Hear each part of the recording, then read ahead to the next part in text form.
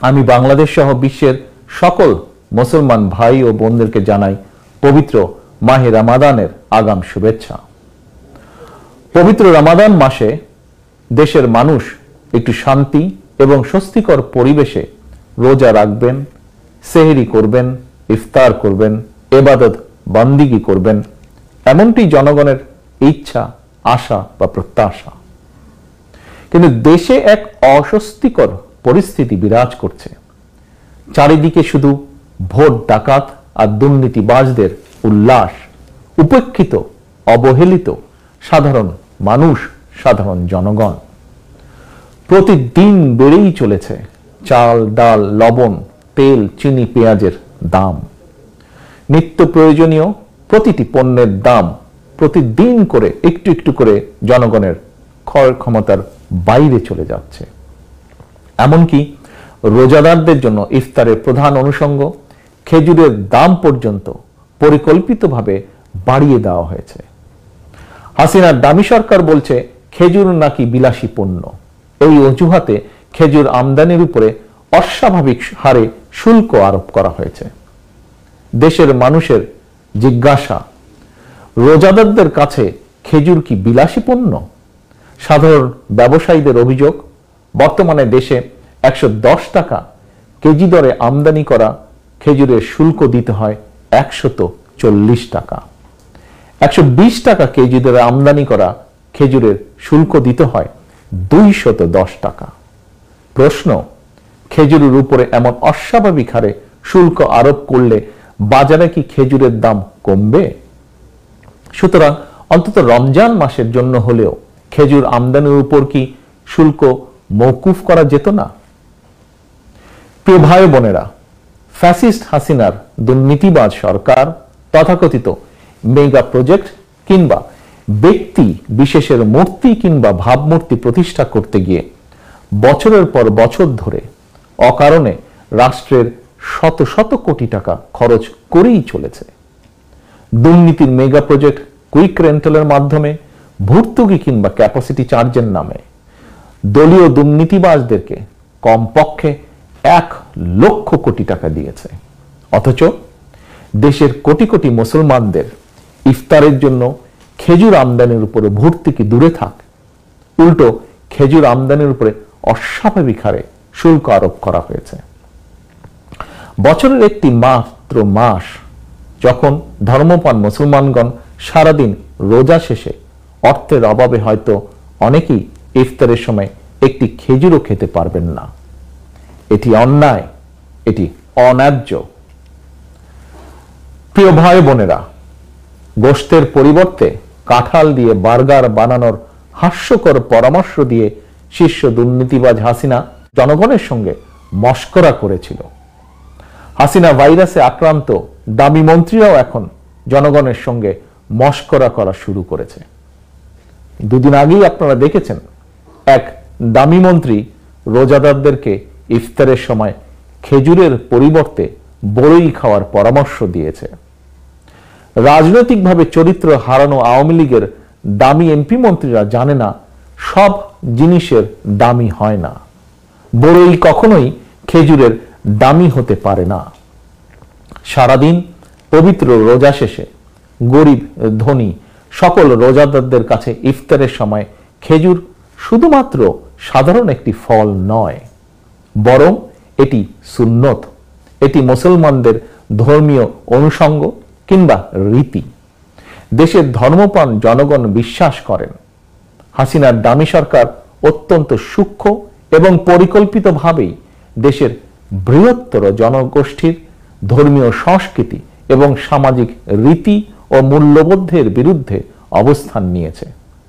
সকলের মনে প্রশ্ন, দেশের জনগণের ধর্মীয় সংস্কৃতি এবং সামাজিক মূল্যবোধের বিরুদ্ধে অবস্থান নিয়ে দামি হাসিনা কাদেরকে খুশি করতে চায়? প্রিয় দেশবাসী, শুধু বাজারে দ্রব্যমূল্যের আগুন নয়, দেশের প্রতিটি ক্ষেত্রেই চলছে অবিচার, অন্যায়, অনিয়ম। অত্যন্ত সুপরিকল্পিতভাবে অবস্থা এমন পর্যায়ে নিয়ে যাওয়া হয়েছে, বর্তমানে বাক ব্যক্তি স্বাধীনতা কিংবা নাগরিক অধিকার মানবিক অধিকার দূরে থাক, কোনো রকমে জীবন নিয়ে বেঁচে থাকাটাই যেন মানুষের কাছে সবচেয়ে বড় প্রাপ্তি হয়ে দাঁড়িয়েছে। একদিকে গুম খুন, হামলা মামলা, নির্যাতন নিপীড়ন চলছে, অপরদিকে হাসিনা আর তার মাফিয়া চক্রের আগুনে পুড়ে ছাই হচ্ছে বস্তি, দোকানপাট কিংবা সুউচ্চ ভবন। জীবন্ত পুড়ে মৃত্যুবরণ করছে মানুষ, সর্বস্ব হারিয়ে নিঃস্ব রিক্ত হচ্ছে বহু পরিবার। অগ্নিকাণ্ডের ঘটনা প্রায় নৈমিত্তিক হয়ে দাঁড়িয়েছে। গত 29শে ফেব্রুয়ারি বেইলি রোডে সংঘটিত অগ্নিকাণ্ড কোনো বিচ্ছিন্ন ঘটনা ছিল না, বরং বেইলি রোডে ক্ষমতালোভী হাসিনার দুষ্ট রাজনীতি আর চরম দায়িত্বহীনতার বলি হয়েছে 46টি তরতাজা প্রাণ। আর হাসিনার কাছে প্রতিটি প্রাণের মূল্য মাত্র 25,000 টাকা।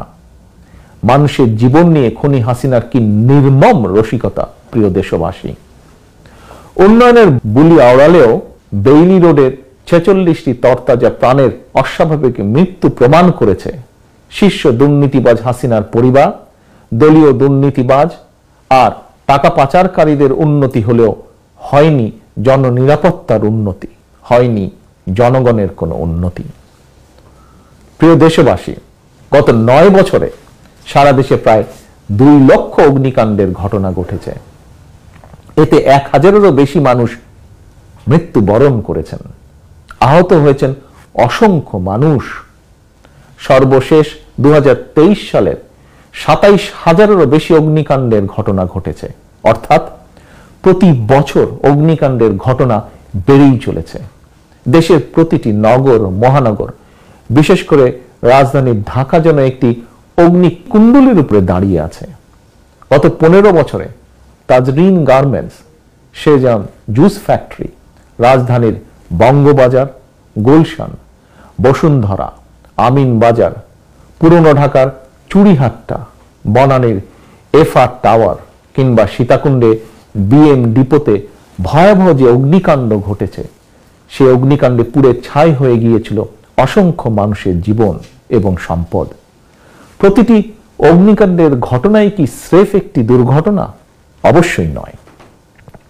জনগণ বিশ্বাস করে অনেক অগ্নিকাণ্ডের ঘটনার নেপথ্যে রয়েছে ফ্যাসিস্ট হাসিনা এবং তার দলীয় রাজনৈতিক দুর্বৃত্তদের দুষ্ট রাজনীতি, অব্যবস্থাপনা এবং দায়িত্বহীনতা কিংবা উচ্ছেদ অথবা ভূমি জমি দখলের অসৎ পরিকল্পনা। এ কারণেই গত 15 বছরে দেশে সংঘটিত একটি অগ্নিকাণ্ডেরও ঘটনার সুষ্ঠু বিচার হয়নি, এমনকি একটি ঘটনারও সুষ্ঠু তদন্ত পর্যন্ত হয়নি। বরং প্রতিটি অগ্নিকাণ্ডের ঘটনার পরই দেখা গিয়েছে হাসিনা কিংবা তার দলের নেতাকর্মীদের বাচালতার আড়ালে হারিয়ে গিয়েছে অগ্নিকাণ্ডের নেপথ্য রহস্য। সুতরাং এভাবে একটির পর একটি অগ্নিকাণ্ডের যে ঘটনা, কোনো ঘটনাই স্বাভাবিক দুর্ঘটনা নয়। এটি রীতিমতন রাষ্ট্র এবং প্রশাসনিক ব্যর্থতায় প্রতিটি অগ্নিকাণ্ডের ঘটনা এক একটি পরিকল্পিত হত্যাকাণ্ড, এবং এইসব হত্যাকাণ্ডের দায় খুনি হাসিনা কোনোভাবেই এড়াতে পারে না। প্রিয় ভাই বোনেরা, কোনো ঘটনা, দুর্ঘটনা যখন নৈমিত্তিক হয়ে দাঁড়ায়, তখন সেটি আর দুর্ঘটনা হিসেবে বিবেচিত হয় না। যখন তখন যেখানে সেখানে আগুন লেগে ঘর বাড়ি বস্তি, ব্যবসা প্রতিষ্ঠান, বহুতল ভবন পুড়ছে, মৃত্যুবরণ করছেন শত শত মানুষ, সম্পদ বিনষ্ট হচ্ছে শত শত কোটি টাকার। অথচ অগ্নিকাণ্ডের ঘটনা রোধের জন্য ফায়ার সার্ভিসের আধুনিকায়ন নেই, আধুনিক সরঞ্জাম নেই, এমনকি নেই ফায়ার ব্রিগেডকে আরো দক্ষ প্রতিষ্ঠান করার জন্য প্রয়োজনীয় আইন এবং বিধিমালা। 2014 সাল থেকে ফায়ার ব্রিগেডের বিধিমালা স্থগিত করে দেওয়া হয়েছে। ফলে এখন শুধু মাত্র একটি নোটিশ দেওয়া ছাড়া ঝুঁকিপূর্ণ ভবনের ব্যাপারে ফায়ার ব্রিগেড কর্তৃপক্ষের আর তেমন কোনো কঠিন এবং কার্যকরী পদক্ষেপ নেবার ক্ষমতাই নেই।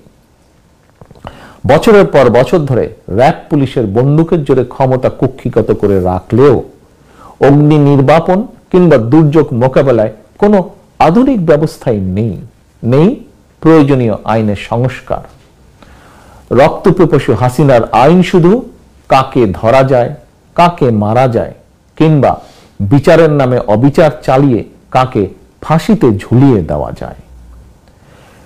প্রিয় দেশবাসী ভাই ও বোনেরা, প্রতিটি ঘটনা দুর্ঘটনার পরই আমরা দেখেছি ফ্যাসিস্ট হাসিনা সারা বেলা উন্নয়নের বুলি আওড়ালেও সবই আসলে ছিল হাসিনার ফাঁকা বুলি। জনগণকে ধোঁকা দিয়ে বোকা বানিয়ে কিভাবে মেগা প্রকল্পের নামে শত শত কোটি টাকা দুর্নীতি করা যায় সেদিকেই শেখ হাসিনার চোখ। প্রতি বছর বাজেটের আকার বাড়ছে, তবে তার সঙ্গে পাল্লা দিয়ে বাড়ছে দুর্নীতির আকার। অর্থাৎ মেগা দুর্নীতির জন্যই যেন প্রতি বছরের এই বাজেটে উপেক্ষিত, অবহেলিত নাগরিক নিরাপত্তা কিংবা নাগরিকদের ক্ষমতায়নের সঙ্গে সংশ্লিষ্ট তথা জননিরাপত্তা, মানব উন্নয়ন, কৃষি, শিক্ষা, স্বাস্থ্য খাত, জন উন্নয়নের সঙ্গে সংশ্লিষ্ট প্রতিটি খাতে বাজেট বরাদ্দ অপ্রতুল। প্রিয় দেশবাসী, আপনারা সাম্প্রতিক সময়ে লক্ষ্য করেছেন দামি সরকারের স্বাস্থ্যমন্ত্রী নানা অনিয়মের অভিযোগে গত এক মাসে সারা দেশে প্রায় ১৫০০ হাসপাতাল, ক্লিনিক, ডায়াগনস্টিক সেন্টার বন্ধ করে দিয়েছে। কেন এত হাসপাতাল, ক্লিনিক বন্ধ করতে হচ্ছে? প্রশ্ন, এত সংখ্যক হাসপাতাল, ক্লিনিক গড়ে উঠলই বা কিভাবে? কারা এর জন্য দায়ী? তাহলে কিসের উন্নতি হলো? তবে সম্প্রতি শিক্ষাঙ্গনে উন্নতির একটি ভয়ঙ্কর চিত্র জনসম্মুখে প্রকাশ হয়ে পড়েছে। দেশবাসী, আপনারা সকলেই জানেন দেশের শিক্ষাঙ্গনগুলো এখন লগি, বৈঠা, রামদা আর পিস্তলধারী ছাত্রলীগের হাতে জিম্মি। আবাসিক হলগুলো পরিণত হয়েছে ছাত্রলীগের নির্যাতনের কনসেন্ট্রেশন ক্যাম্পে। এমন পরিবেশই হাসিনার উন্নয়নের জোয়ারে ভেসে ছাত্রলীগের এক নেতা শিক্ষক হয়েছিল। সেই শিক্ষক নেতা সম্প্রতি ক্লাসের ভেতরেই একজন শিক্ষার্থীকে গুলি করে দিয়েছে। সর্বক্ষেত্রেই এটিই হলো হাসিনার উন্নয়নের নমুনা। প্রিয় দেশবাসী, ভোট ডাকাতির মাধ্যমে ক্ষমতা চিরস্থায়ী করতে শীর্ষ দুর্নীতিবাজ হাসিনা তড়িঘড়ি করে সংবিধান সংশোধন করেছে, তত্ত্বাবধায়ক সরকার পদ্ধতি বাতিল করেছে, মানুষের বাক স্বাধীনতা হরণ করতে তথাকথিত সাইবার নিরাপত্তা আইন করেছে। অথচ দুর্ঘটনার নামে আগুনে পুড়ে মানুষ হত্যা বন্ধের জন্য গত 15 বছরে ফায়ার ব্রিগেডের জন্য প্রয়োজনীয় আইন ও বিধিমালা তো করেইনি। তবে জনগণের স্বার্থ রক্ষায় বিধিমালা প্রণয়ন না করলেও চিহ্নিত ভোট ডাকাত হাসিনা তার নিজের এবং নিজের পরিবারের জন্য ভোগবিলাস নিশ্চিত ও নিরাপদ করতে রাষ্ট্রীয় খরচে একটি বিশেষ আলাদা আইন করেছে। এই আইন অনুযায়ী হাসিনার পরিবারের সদস্যরা বিদেশে থাকলেও বাংলাদেশের খরচে সেখানেও তাদেরকে নিরাপত্তা দিতে হবে। একজন প্রধানমন্ত্রীর জন্য দেশের প্রচলিত আইনি কাঠামোয় নিরাপত্তা নিশ্চিতের বিধান থাকলেও প্রতি বছর রাষ্ট্রের শত শত কোটি টাকা খরচ করে শুধুমাত্র হাসিনা পরিবারের জন্য আলাদা আইন করার নেপথ্যে কি কারণ? প্রিয় দেশবাসী, সাধারণ নাগরিকদের জীবন সম্পদের কোনো নিরাপত্তা নেই। জননিরাপত্তা রক্ষায় ফায়ার ব্রিগেডের আধুনিকায়ন নেই। অথচ গণতান্ত্রিকামী মানুষ, বিরোধী দল এবং ভিন্নমত দমন করতে ফ্যাসিস্ট হাসিনা শত শত কোটি টাকা খরচ করে অস্ত্র, গোলাবারুদ, সাউন্ড গ্রেনেড কিনছে। পুলিশের একটি বিশেষ চক্রকে দেওয়া হচ্ছে দেশে বিদেশে শত শত কোটি টাকার অবৈধ সুযোগ সুবিধা। দেশের প্রতিটি ক্ষেত্রে, প্রতিটি সেক্টরে, প্রতি প্রতিষ্ঠানে এখন সর্বব্যাপী অনিয়ম, অনাচার। স্বাধীনতা, স্বকীয়তা হারিয়ে বিচার বিভাগ আইন মন্ত্রণালয়ের অধীনস্থ একটি বিভাগে পরিণত হয়েছে। দুদক আওয়ামী দুর্নীতিবাজদের নিরাপদ আশ্রয় স্থলে পরিণত হয়েছে। ব্যাংকিং সেক্টর পরিণত হয়েছে লুটেরা, ঋণ খেলাপি আর টাকা পাচারকারীদের দখলে। গত 15 বছরে দেশ থেকে 13 লক্ষ কোটি টাকারও বেশি পাচার করে দেওয়া হয়েছে। এই টাকাগুলো দেশের উন্নয়নের কাজে যদি লাগানো হতো তাহলে সড়ক দুর্ঘটনায় কিংবা আগুনে পুড়ে মানুষের এমন মর্মান্তিক মৃত্যুর ঘটনা হয়তো নৈমিত্তিক হয়ে দাঁড়াতো না। প্রিয় দেশবাসী, আমি একটি বিষয় আপনাদেরকে আবারও স্মরণ করিয়ে দিতে চাই। সম্পূর্ণ মিথ্যা এবং রাজনৈতিক উদ্দেশ্য প্রণোদিত মামলায় একাধিকবার জনগণের ভোটে নির্বাচিত সাবেক প্রধানমন্ত্রী mother of democracy Begum Khaleda জিয়ার প্রতি বিচারের নামে করা হয়েছে অবিচার। অন্যায়ভাবে খালেদা জিয়াকে কারারুদ্ধ করে কেবল একজন রাজনৈতিক নেত্রীকেই নয়, বরং বাংলাদেশের কণ্ঠকেই রুদ্ধ করে রাখা হয়েছে। অনেকেই হয়তো ফ্যাসিস্ট হাসিনার রোশানল থেকে বাঁচার জন্য নীরব ছিলেন, কিংবা যে কোনো কারণেই হোক সরব প্রতিবাদ করেননি সমাজের বহু মানুষ। তাতে কি দেশের কোনো লাভ হয়েছে প্রিয় দেশবাসী? বরং দেশ হয়েছে ক্ষতিগ্রস্ত, দেশে গণতন্ত্রের কবর রচিত হয়েছে। এখন আর ফ্যাসিস্ট হাসিনা কাউকেই মানুষ বলেই গণ্য করছে না। ফ্যাসিস্ট হাসিনার থাবা থেকে বর্তমানে একজন নোবেল লরিয়েটেরও রেহাই মিলছে না। এক যুগেরও বেশি সময় পার হলেও এখনো সাংবাদিক দম্পতি সাগর রুনির হত্যার বিচারই হয়নি। গত 15 বছরে সংখ্যালঘু সম্প্রদায়ের উপর হামলার একটি ঘটনারও সুষ্ঠু তদন্ত কিংবা বিচার হয়নি। দেশে সংগঠিত একটি অগ্নিকাণ্ডের ঘটনারও সুষ্ঠু তদন্ত বা বিচার হয়নি। ব্যাংকদের বিচার হয়নি, অথচ একটি ঠুনকো অভিযোগে একজন নোবেল লরিয়েটকে প্রায় প্রতিদিনই আদালতের বারান্দায় ঘুরতে হচ্ছে। প্রিয় দেশবাসী, mother of democracy Begum Khaleda Zia, Nobel laureate doctor Yunus, doctor Shahidul Alam, দেশের গণতান্ত্রিকামী জনগণ এবং ভিন্নমতের মানুষের প্রতি ফ্যাসিস্ট হাসিনার নির্মম আচরণ দেখেও এখনো যারা না দেখার ভান করছেন, কিংবা এখনো যারা হাসিনার অবিচার অনাচারের বিরুদ্ধে সাধ্য মতন প্রতিবাদী হয়ে উঠছেন না, আমি নিশ্চিত করে বলতে পারি, চুপ করে থেকে কেউই নিজেকে কিন্তু রক্ষা করতে সক্ষম হবেন না। শেষে হাসিনার দুঃশাসনের কালে কারোরই কিন্তু রেহাই নেই। আপনি রাজনীতি করেন কিংবা না করেন, কেউই নিরাপদ নন আপনারা, আমরা। প্রধান বিচারপতি এস.কে. সিনহারও রেহাই মিলেনি। কারণ কি? কারণ হাসিনা এখন কেবল মাত্র একটি কলের পুতুল। হাসিনার ক্ষমতার নাটাই দেশের জনগণ কিংবা বাংলাদেশের সীমানার ভিতরে নয়। হাসিনার ক্ষমতার নাটাই বাংলাদেশের সীমানার বাইরে। সুতরাং আপনার কিংবা আপনাদের স্বার্থ দেখার তাবেদার হাসিনার পক্ষে সম্ভব নয়। এমনকি তাবেদার হাসিনা আপনার স্বার্থ দেখার সক্ষমতাই হারিয়ে ফেলেছে। প্রিয় ভাই বোনেরা, কেন এই কথাটি আপনাদের সামনে তুলে ধরলাম তার কারণও আপনাদের সামনে তুলে ধরছি। দেশের সীমান্তে বাংলাদেশের নাগরিক হত্যা, এমনকি বিজিবি সদস্যদেরকেও মেরে ফেললেও বাংলাদেশ প্রতিবাদ করার সাহসই হারিয়ে ফেলেছে। বরং দিন দুয়েক আগে দামি প্রধানমন্ত্রীর, দামি নিরাপত্তা উপদেষ্টার একটি বক্তব্য রীতিমতন বাংলাদেশের নাগরিকদের জন্য উদ্বেগজনক। এই উপদেষ্টা বলেছে তার বক্তব্যে, সীমান্তে মৃত্যুর ঘটনা হত্যাকাণ্ড নয়, সীমান্তের হত্যাকাণ্ড নাকি দুর্ঘটনা।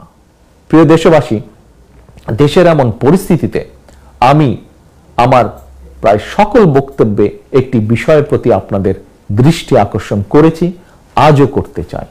কি সেটি?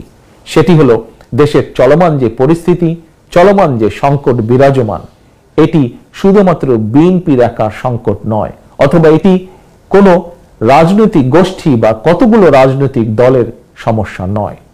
চলমান সংকট দেশের প্রতিটি গণতান্ত্রিকামী মানুষের সংকটে পরিণত হয়েছে।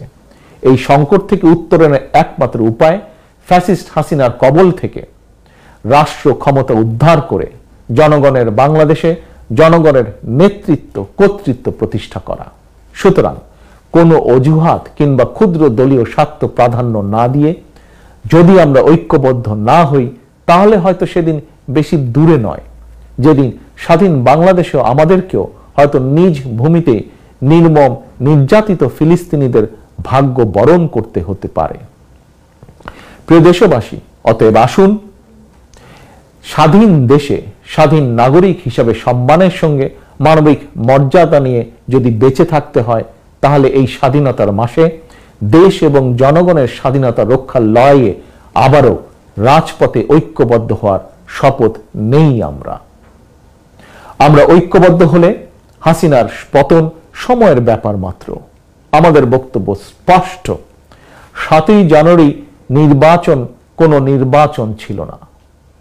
হাসিনার বর্তমান ডামি সরকার সম্পূর্ণভাবে জনম্যান্ডেটহীন এবং সম্পূর্ণভাবে অবৈধ।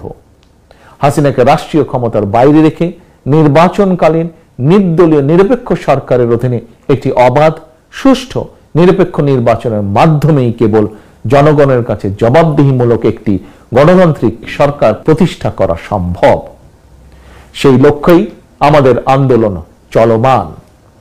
এই আন্দোলনে গণতান্ত্রিক জনগণের স্লোগান, বাংলাদেশ যাবে কোন পথে, ফায়সালা হবে রাজপথে।